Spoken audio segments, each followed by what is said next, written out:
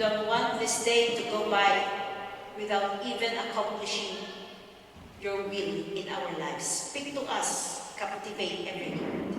And even for your servant, hide your servant in your house. Give you glory in Jesus' name. Amen. Amen. Amen. We can take our seats. Good morning po sa ating lahat. Hallelujah. Praise the Lord. Amen. Bakit parang natapos ang convention, wala na kayong energy?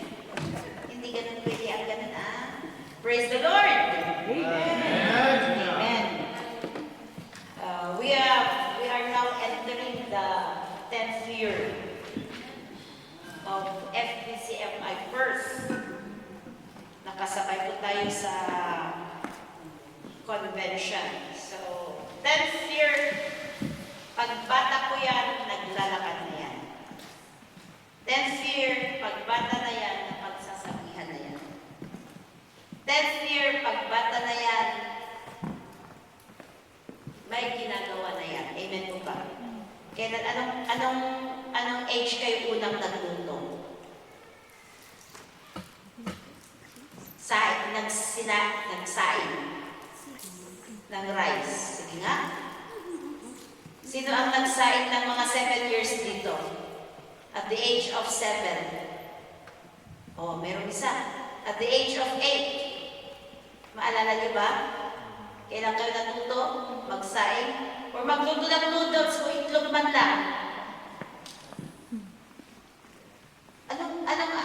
Anong age tayo natutong nagluto? 20 years old? Younger than that? Probably 10 or below? Somewhat of that age. Kailan kayo natutong magwalis? Anong age? 7? O di ba sa school may schedule? Schedule ng cleaner sa school? So it means, alam niyo nang magwalis at the age of 7? Even earlier than that. But I believe na alam niyo rin magluto, magsaing. Earlier than that. Anong ibig kong sabihin? At the age of 10, it means, of course, meron yung time na they were born a little bit later. May mga gano'n naman. Hindi naman lahat tayo may 10 years old. Some of you probably may 7 years old ngayon. Some of you are 4, 5, or 8. But my point here is, habang nadadagdagan po ang taon natin, ano nangyayari? Nag-grow tayo, nagmamature tayo, naman tayong, alam niyo ba yung ibig sabihin ng baby damulag? Walang baby. Baby damulag, ang laki-laki na, pero baby pa rin kasi sa the way he acts, the way he thinks, yun yung ang baby damulag. Pero walang baby damulag po dito. And that is what I'm going to challenge every one of us today. Crossing the Jordan River. Crossing the Jordan. We're going to learn about crossing the Jordan in Joshua chapter 3. The Israelites, when they left Egypt, if this is Egypt, ano yung sea na pinos nila muna? Red Sea. Red Sea, nag-cross sila ng Red Sea. And then, I was checking on the map. Sabi ko, may mga, pwede namang diretsyo yun? Pwede namang hindi mag-cross ng Red Sea or what? May diretsyo namang lupain na pwede lang daanan, pero bakit kaya dinaan ng Panginoon sila sa Red Sea? And then, papunta sana sila dito, This is the promised land. This is Egypt. This is the promised land. So they crossed the Red Sea, and supposed to be, yung from Egypt to promised land can be mawalk ng days only. Days lamang. But what happened? The Israelites journeyed for 40 years before reaching the promised land. So in going to the promised land, they need to cross the Red Sea. Unfortunately, sabi nga natin, Ilang araw lang sana i-cross nila, pero hindi inalaw ng Panginoon. Malalaman natin mamaya. Pinaikot-ikot sila dito, nag-camp sila dito ng matagal before they cross the Jordan River before reaching the Promised Land, which is Israel of today. Anong nangyari? The Promised Land is where the blessing of God is. Dito po makikita yung blessing ng Panginoon. When I say blessing, probably at that time, yung blessing sa Promised Land na ito is yung cluster ng grapes. Isang cluster ng grapes, kailangan dalawa ang magbubuhat. Di ba yung isang grape lang yung dito? Igagano mo, kung minsan wala pa kang 1 kilo. Di ba? Pero at that time, yung isang ganun lang, dalawang tao ang magbubuhat. This Promised Land is so much blessed. It is flowing with milk and honey. Their land is so much blessed. So, may mga physical blessing sila. Pero, ngayon, anong blessing ang buwan natin? This Promised Land ngayon is our spiritual blessing. Ano ba mga spiritual blessing natin? Are you not blessed when you have peace? Are you not blessed when you are, I know Sister Jen was testifying about overcoming anxiety. I've been hearing people with anxiety and sabi nila, Pastor, sometimes parang in 110 per hour na tumatakbo yung sasakyan, ng feeling daw ng anxiety is parang yung nakalabas yung ulo mo. Tapos tumatakbo yung sasakyan ng grabe, ang dami-daming pumapasok sa isip mo na hindi mo alam, hindi mo kayang kontrolin, gusto mo na lang sumigaw. May nagsabi sa akin ng ganun. Are you not blessed if you are able to overcome that? Are you not blessed if you have good health? Are you not blessed if you have joy kahit walang malaking pera sa bank mo? And where do we find the blessing of God? It's in the presence of the Lord. Amen po ba? So that is the Promised Land of now. The blessing. It can, minsan kasi we misunderstand the blessing of God as financial, mga material lamang. God is more concerned about our spirituality, about our mental, emotional being. Kasi kung minsan ang mga physical na blessing, nakaka-distract ng mga yan. Pansin niyo ba? Di ba yung cellphone ngayon na dati-dati yung cellphone is, maalala ko pa yun, 3110. Walang masyadong internet. Walang masyadong load, kaya pag ubos na yung load, naiiwan lang yung phone. Ngayon, unlimited. Ngayon, may wifi. Pero anong nangyayari? Kinukuha niya ang oras natin. Aminin man natin o hindi. Diba? Sometimes the physical blessing will distract us into coming to God. But I would like to encourage every one of us to cross the Jordan River. This is the Jordan River. The Jordan River is the border between the wilderness and the Promised Land. Wilderness is where the Israelites, nung lumabas sila sa Israel, alala niyo yung tinuro ni Bishop Mons Ruel, nung lumabas sila sa Israel, gumawa sila ng first census. Yung first year after na lumabas sila. And yung bilang nila is 603,550. Pero, before nila pumasok sa Promised Land, there is another census in Shittim, a place just near Jordan River. And they took another census, it's 601,730. Mas mababa po ang census dun sa second census kesa yung first census. Bakit kaya 40 years yun? Maalala ko, when we started here, our children, children ministry, dalawa lamang. Minsan wala na magtuturo kasi isa lamang o dalawa na. Pero ngayon, 9 years, after 9 years, maabot na po ang mga bata natin combined, 20. sabihin nun? Dapat dumadami, 9 years. Pero bakit sa time ng second census, after 40 years, bumaba sila? Parang it doesn't go. Parang hindi siya, it's without sense. Kasi bumaba sila. Asan yung mga pinanganak during the 40 years? During their stay in the wilderness, marami pong nangyari. Kaya maraming namatay. They made God angry. Maraming may mga lupang bumuka at nakain ang mga tao because of their disobedience to God, because of their murmuring, because of their idolatry. Kaya maraming namatay dito in the wilderness. It's just the same po. Yung journey ng Israelites from Egypt to Canaan is the same with our spiritual journey. We came from Egypt, which represents the world. We crossed over the Red Sea about our cleansing, where we're cleansed. Pero along our journey, anong nangyayari? How are we? I would like, sabi ko nga po kanina, I would like to encourage every one of us to cross the Jordan.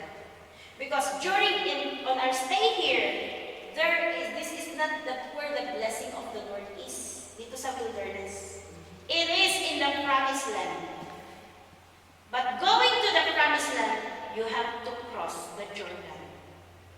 You cannot reach the promised land without crossing the Jordan. Ngayon, sabi natin, ano bang meron sa wilderness? Wilderness people became so very comfortable. Like they just sit down and niluluto ng Panginoon ang pagkain nila. Early in the morning, they would just come out and get the manna. Early in the morning, may mga birds, may mga meat na binibigay ang Panginoon sa kanila. Lahat, everything is provided. But regardless of God's goodness in their lives, maraming nag-murmur. Alam niyo ba, sino ang nag-bless sa convention? Taas ang kamay. We are blessed in the convention. So mga nag-youth camp, I am so much blessed to hear. Sabi ko sa mga nag-sponsor po, sa mga nag-youth camp, you listen to their testimonies. And I believe you're also blessed that you were able to sponsor these people. Dadagdagan pa na yung nag-youth camp ka, mas na-bless ka pa. Whatever that you receive from the convention, if you stay in the wilderness, it will be drained out.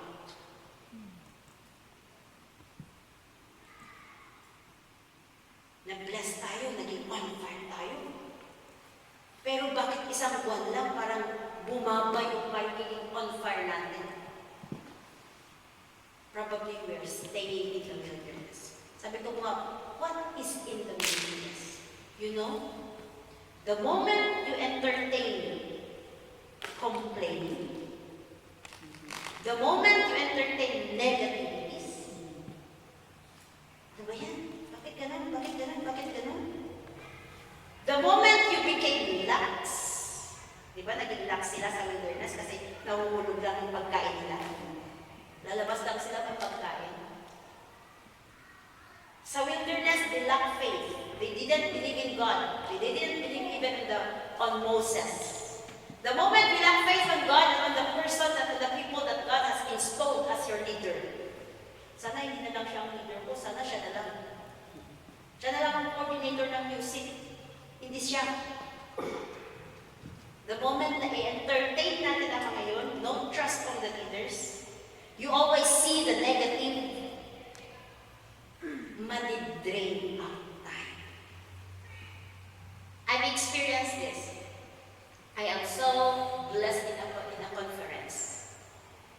And then, someone said, you know, bakit gano'n? Ang dami gano'n. In-entertain ko. Alam niyo yung nangyari? Na-drain ang. Oo nga no, bakit gano'n kasi? Bakit gano'n kasi?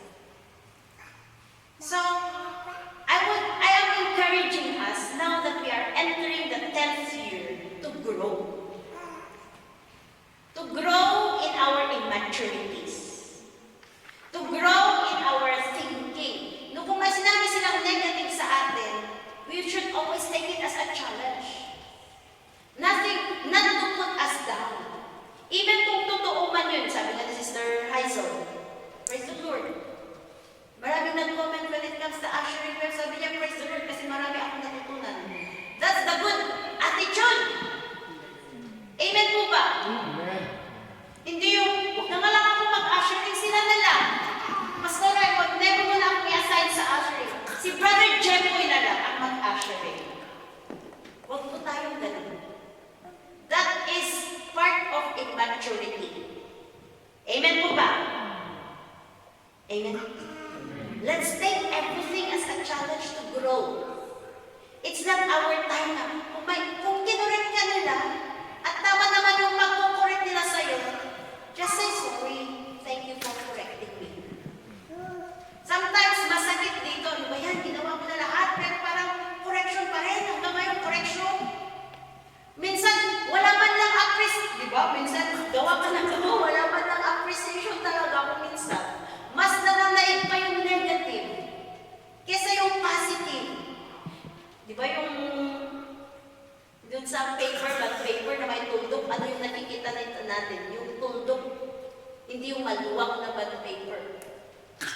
Pero kahit ganun, take it as a challenge. At tayo naman, if we are part of growing din, is kung kahit may nakikita tayong negative, we do not focus on the negative, but we focus on God. Amen po ba? Because basahin natin sa Jordan, verse 1. Joshua chapter 3, verse 1. Early in the morning, Joshua and all the Israelites set out from Shittim and went to the Jordan, where they camped before crossing over. Shittim is the last place of encampment. Diba, lagi silang nagligo-ligo sila dito, marami silang nag-stay at the place, pero Shittim is the last place of encampment. After 3 days, the officer went throughout the camp, giving orders to the people. Sabi niya, when you see the Ark of the Covenant of the Lord your God, and the Levitical priests carrying it, you are to move out from your positions and follow it. Sabi natin, wilderness po ito, and we need to cross the Jordan to go to the promised land. And how did these people cross the Jordan River? That is what we're going to learn. Sabi niya, verse number 1, when you see the Ark of the Covenant, the Lord your God. When you see the Ark of the Covenant. Follow the Ark of the Covenant. The Ark of the Covenant is your focus. At that time, hawak-hawak kasi nila yung Ark of the Covenant, buhat-buhat nila. At saka Levites lang ang nagbubuhat. Sa dami naman ng mga Israelites, tinitingnan talaga nila, tingnan natin yung Ark, asan yung Ark of the Covenant. Ngayon, the Ark of the Covenant represents the presence of the Word. For us to really cross the Jordan River and to enter the Promised Land, focus on the presence of God. Focus on the presence of God. What brings you to the presence of God? What brings us to the presence of God? Does fellowship bring you to the presence of God? Does prayer bring you to the presence of God? Does worship bring you to the presence of God? If I've been listening to messages, kung titignan natin, ang dami-daming topic na pwedeng pag-usapan. Pero ang the basic talaga ng isang Christian is yung WWP. O, Frost. WWP o Frost. Worship. Prayer. Fellowship. Obedience. Sacrifice. Service. Without that, as a Christian in our Christian life, we will all be drained out.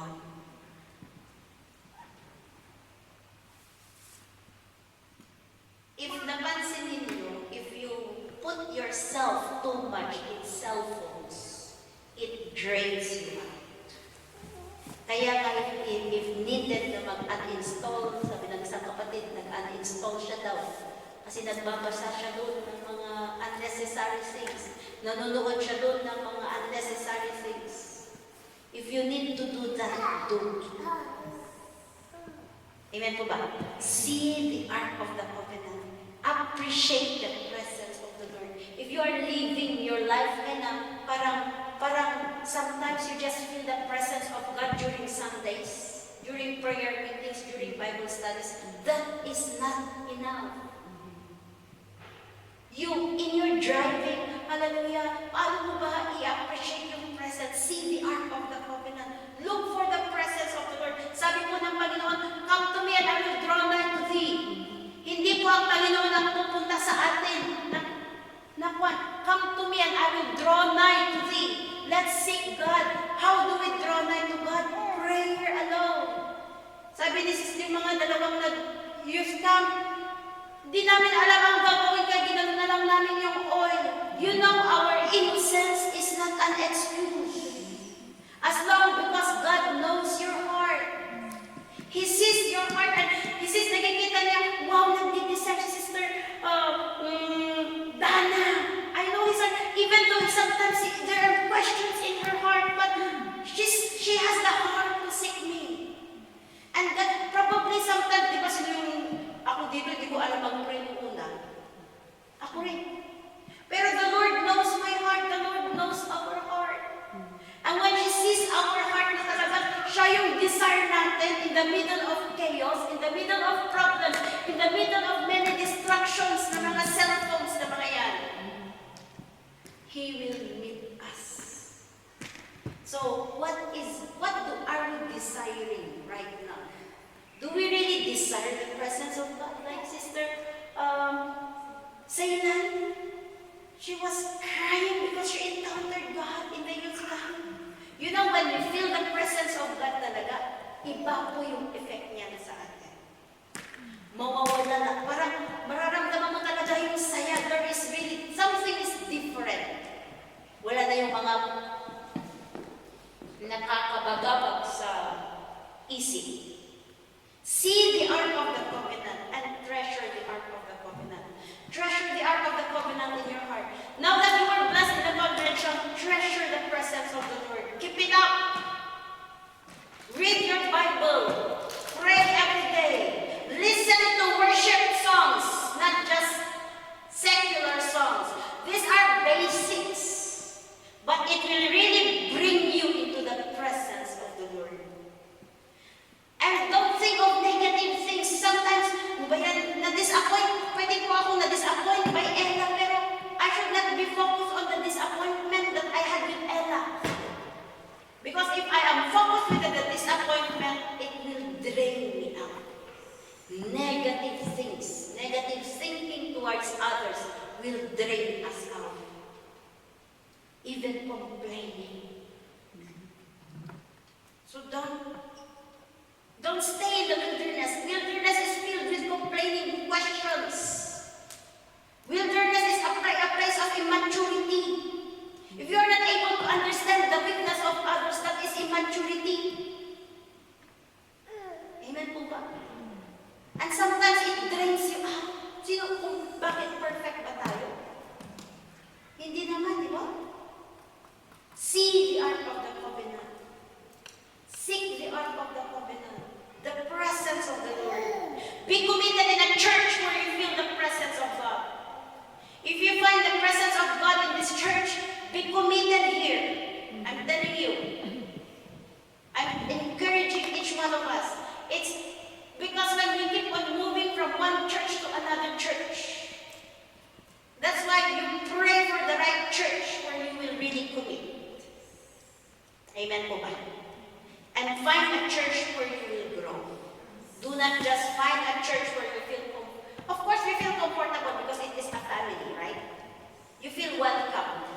Ang hirap naman na pupunta ka sa church tapos parang, alam mo ba, hindi na comfy kasi parang hindi ko maramdaman na mahal nila ako.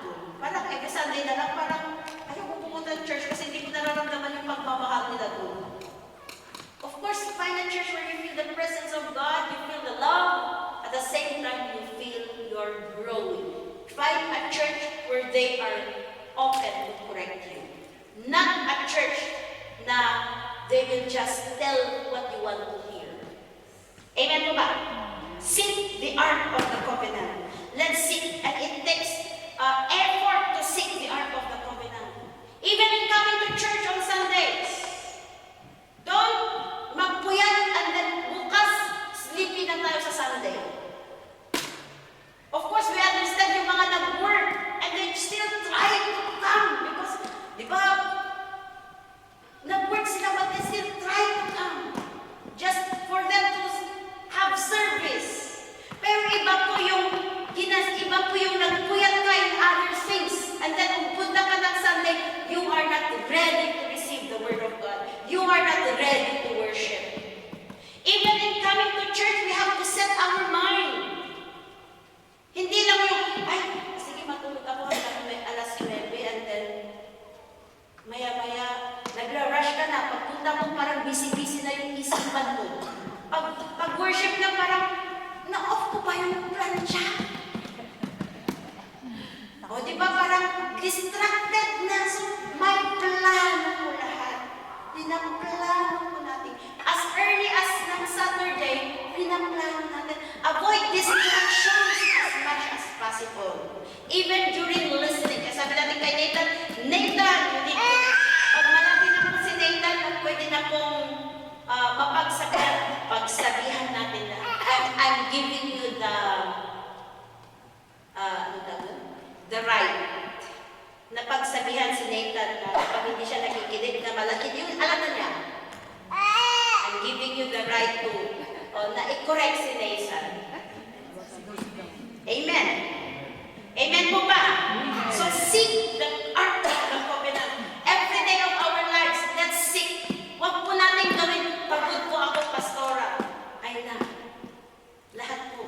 Kahit pagod ka, find way to at least seek the presence of the Lord. While you are driving, you worship. Di ba kung minsan, mag-isa lang tayo nag-drive? That is your moment. Kaya nga gusto ko yung si Favor. Yung Favor is my first car. And praise the Lord, up to now, still alive. Favor sin, nakita po niya lahat ng iyak ko dito sa Perth. Nakita, pero Favor, it's my private space. And that's where I enjoyed worshiping while driving, praying while driving. We can do that po. Yung time management lang natin. Kasi alam ko po, nag-work tayo. Alam ko po, napapagod tayo sa trabaho. But we can always find time to seek the Lord. Huwag niyo, yung nagdadrive ka na wala na, pagdating mo na sa bahay, maglulog ka pa, may anak pa tayong aasikasuhin. Mamaya, alas 10 na pala, hindi na mamala, kailangan ko na matulog kasi alas 5, kailangan ko magising. There's no time to seek the Lord anymore. Di ba? Guilty tayo lahat. Pero, yung point ko here is, let's always find time.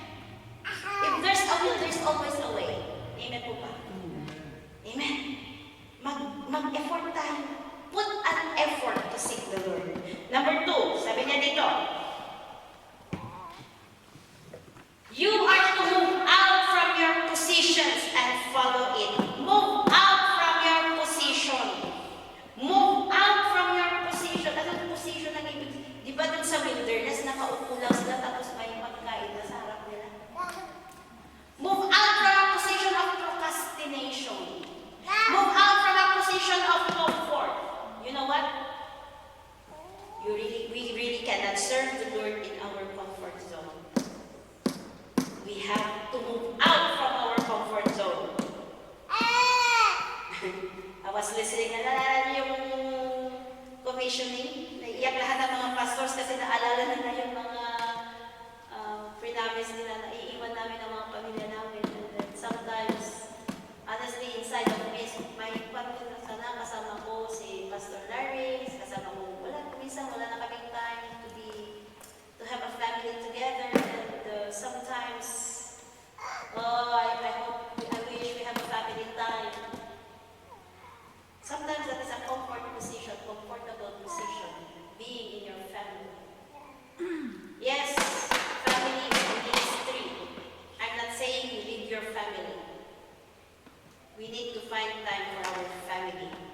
Pero kapag meron silang family na no time for ministry or for God, iba rin po yan. Pero I'm not saying na iwan niyo po ang family ninyo. Because I always believe that family is a ministry. Amen po ba? A place of laziness, a position of laziness. Pag 5 years na po kayong nag-church at wala pa po kayong ministry, mag-isip-isip ka na. Probably, na-comfort. Ano hindi Tagalog na rin mamot? Sige nga tulog. Ano Tagalog na rin mamot, Sister Dana? Anong Tagalog na rin mamot? Ugat. Umugat. Yung sabi na umugat na yata 5 years in the church and then wala pang ministry kahit pa umugat na yata ang kwitan natin sa upuan. May mga ushering, there are many kind of different ministries, service, a position of doubt. Position of doubt. Kaya ba akong i-heal ng Panginoon? Sister Jen, kaya, di ba? Have you thought of that? Kasi siya ang nag-testify. Kaya she boldly testified that she is healed from her anxiety. Were there times that you doubted that will God heal me from doubt? How many years of struggle, right? She struggled anxiety for how many years? Some of you, Sister Jason and the others, probably struggled for anxiety for how many years? And they doubted if God is able to do that, especially mental. Sabi nila, it's so hard. But you know that is a position we need to come out from.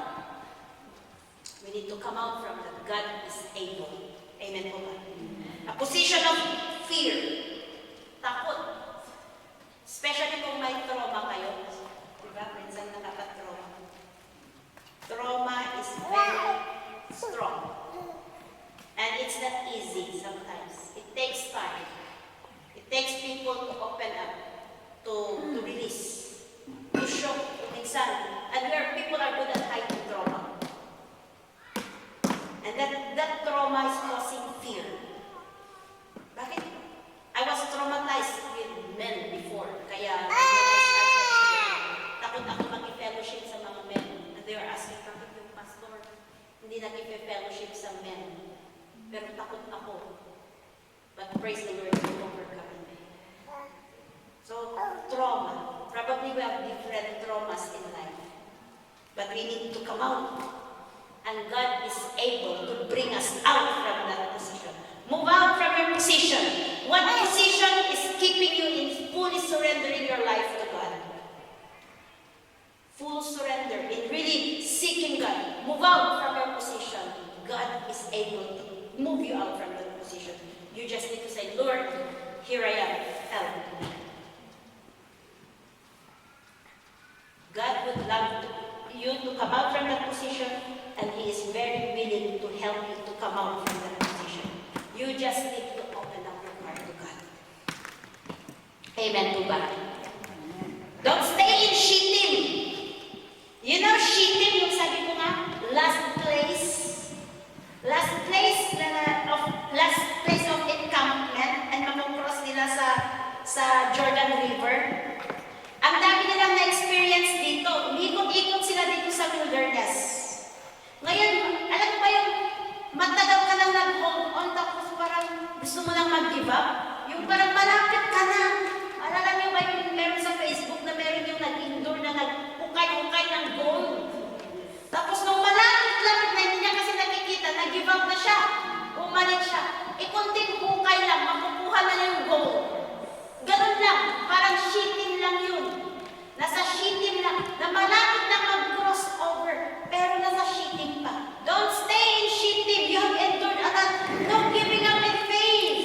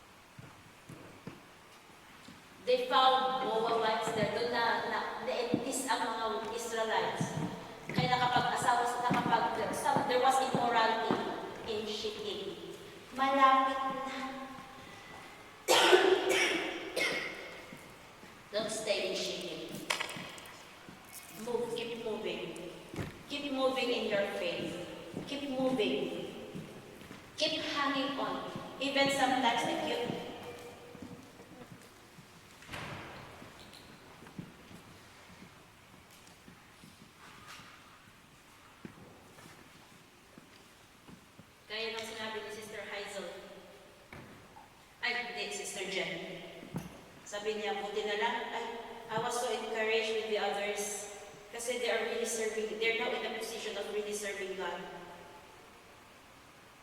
If we are not yet in that position, keep moving. God will use you eventually. You will never know. Yung mga trauma natin, God will use our trauma. Praise the Lord. I was sexually abused when I was young. And now, I didn't know that the Lord has been using me in this ministry after overcoming. Because I understand how it feels to be abused. And hindi po ako naiyang magsabing I was sexually abused when I was young. And kasi na-overcome ko na. Ganun din po sa inyo. Probably may mga trauma tayo. Pero ma-overcome natin yan. Just keep moving. Just keep going. Keep seeking God. Don't stay in seeking. Amen po ba? Okay, let's continue to read. In verse 5, Joshua told the people, consecrate yourselves, for tomorrow the Lord will do amazing things among you. Hallelujah. Bakit hindi kayo gano'n ng Panginoon ngayon na? Bakit tomorrow pa? He is giving time for people to consecrate themselves. You know, if you really want to cross the Jordan River, if you really want to cross the Jordan River is the obstacle, right? In entering the promised land, we need to decide to live a holy life. A life. We cannot say that I want to experience the blessing of God, but we keep on drinking alcohol. We keep on living a worldly life. If you want to really experience yung blessing ng Panginoon, sabi niya, without holiness, no one can see God. So holiness is something that a Christian should decide to live. Pastora, ano ba kasi ang holiness? Holiness does not mean that you are perfect.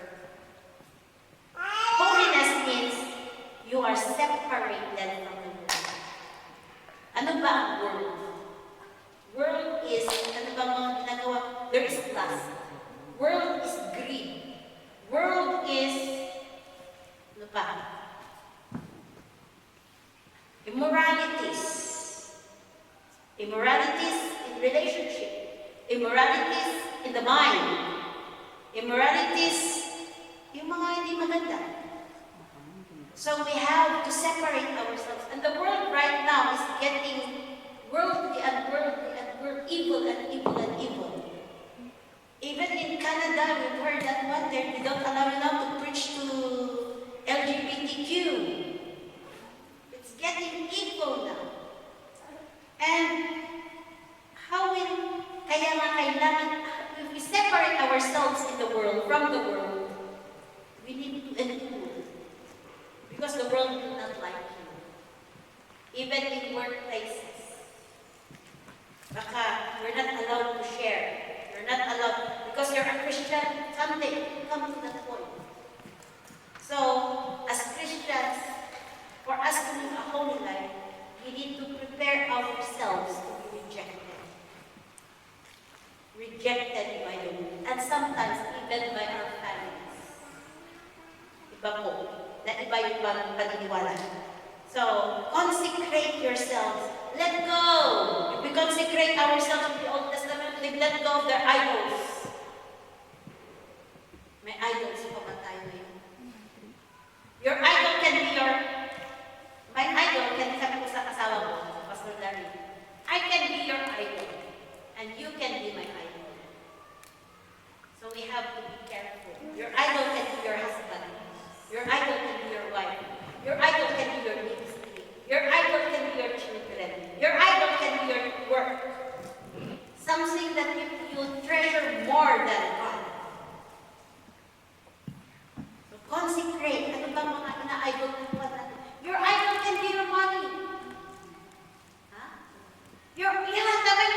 Which is very fun na ngayon. Our idol can be our cell phone.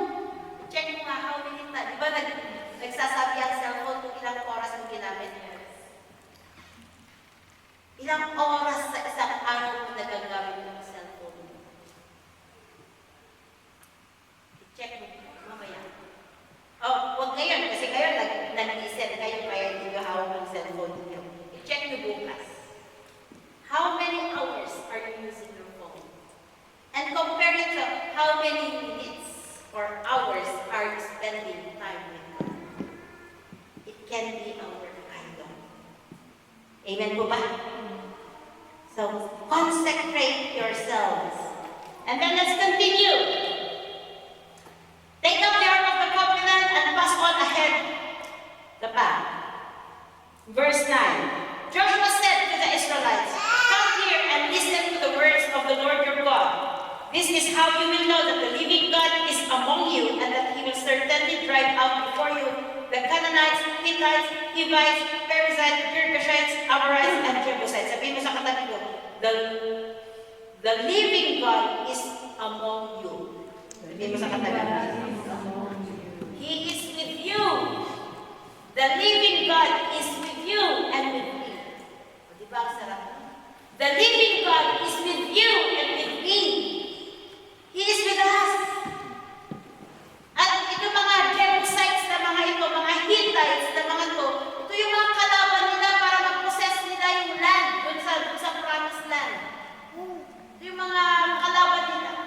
But the Lord, you know, one of the promise that I treasure much when I started believing is, the Lord will never leave me nor forsake me. The Lord is with you. He is with you.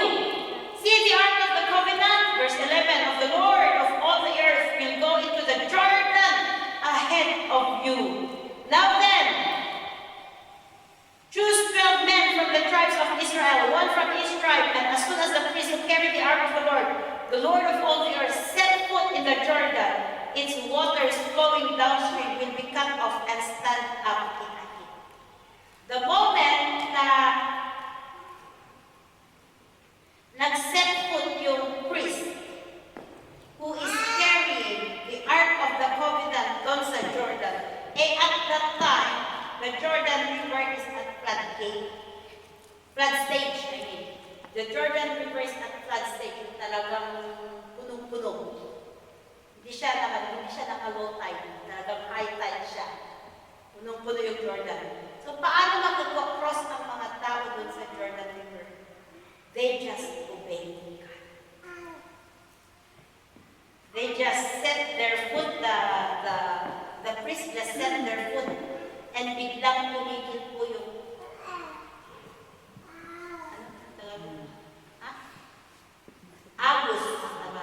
agos ng water. Kaya nagdumaan din sila. Parang Red Sea na dumaan sila. Sa mga bato-bato. Praise the Lord. So it takes much faith. What is your Jordan River ngayon? Mag-isip na tayo. Let's take one minute. What is your Jordan River? What is keeping you in experiencing the fullness of God's blessing? In staying in the promised land. In really serving Him. In being filled with the Holy Spirit. When we say we are in the promised land, we are blessed spiritually. The Holy Spirit is overflowing in our life. It could be our lack of faith. It could be our doubt. Let go. Let go. Amen. Ngayon na 10 years na po tayo. Pag 10 years na po tayo. Napanin ba? Nasarap ba? Na-vision out niyo ba yung sarili na wow, you are filled with the Holy Spirit every day of your life? May nakikita kang tao na gusto mo na i-evangelize. If you are really filled with the Holy Spirit, may nakikita kang tao gusto mo na i-evangelize ang agad mo yan. Hindi yung nahiya tayo. Yun ang gusto ko talaga i-overcome yun. Yung talagang minsan kasi, paano ko kaya i-share sa kanila? Paano ko kaya i-approach ang mga puti? Napanyo ba yun? Mahirap i-approach. Pag Pilipino, mas okay pa siguro. Pero pag puti, parang mahirap i-approach. But once we are in the promised land, we are able to do that. Amen po ba? So this 10th year of our we're now entering 10th year. Stop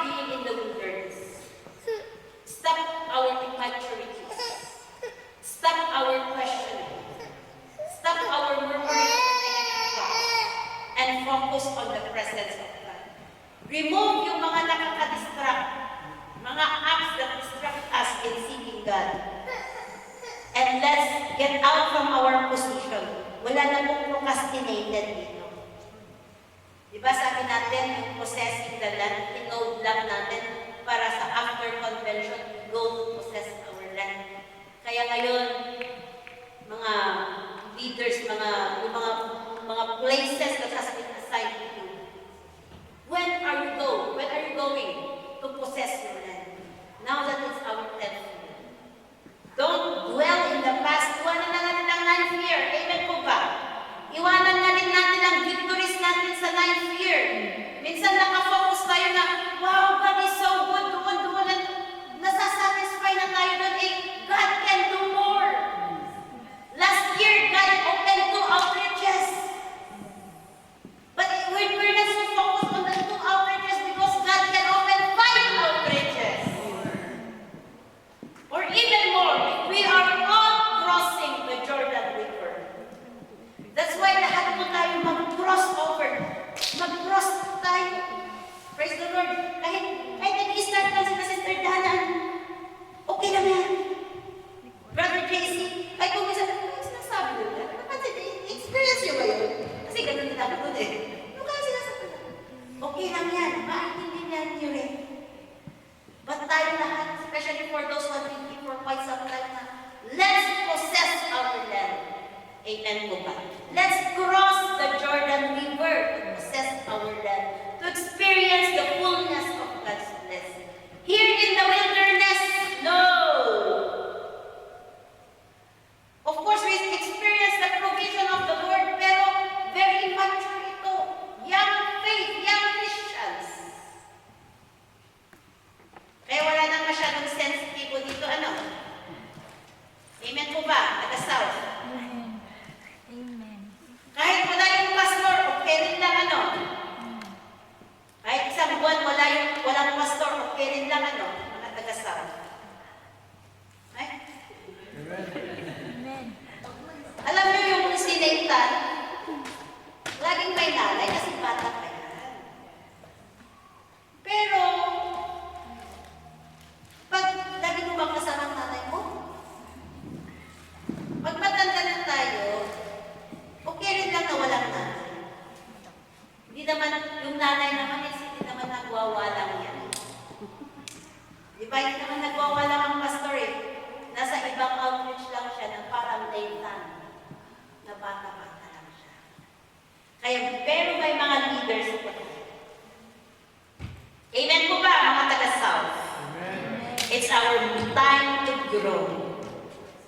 Amen? Amen? Amen? Let's cross the Jordan River. Huwag lang puro swan, wala na sa wilderness. Amen? Don't stay rin in Shittim. Malapit ka na, ituloy mo na.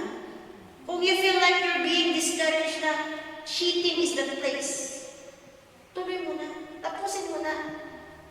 Amen po?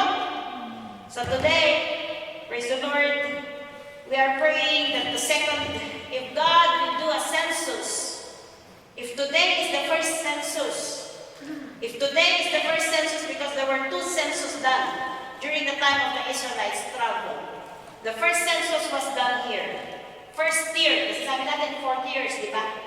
First year, first census was done. 38 years, 40 years, the second census was done. Today, sabihin mo sa katabi mo, after 5 years na may census ulit, nandyan ka ha?